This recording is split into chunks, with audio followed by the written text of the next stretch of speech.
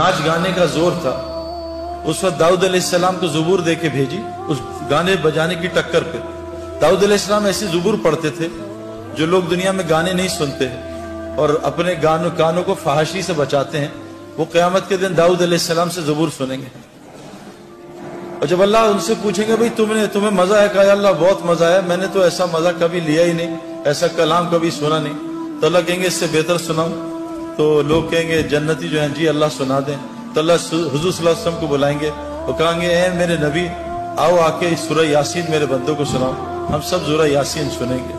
जब लोगों को और मजा आएगा तो अल्लाह कहेंगे इससे बेहतर सुनाओ। लोग कहेंगे इससे बेहतर क्या होगा? तो अल्लाह ताला सूरह रहमान पर्दे हटेंगे और खुद सामने आके हम सबको सूरह रहमान सुनाएंगे। मेरे प्यारे दोस्तों और मेरी बहनों,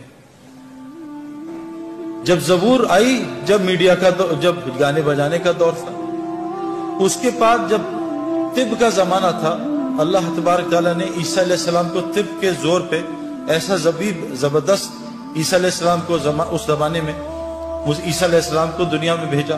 फिर जब जादू का जमाना था, अल्लाह ने मूसा अलैहिस्सलाम के साथ मौजज़े दिए और जादू के तौर पे मूसा अलैहिस्सलाम को भेजा। जब शायरी का जमाना आया तो अल्लाह ताला ने हजरत मोहम्मद सल्लल्लाहु अलैहि वसल्लम को कुरान जैसे मौजज़े के साथ शायरी के तौर पे भेजा। शायर हैरान परेशान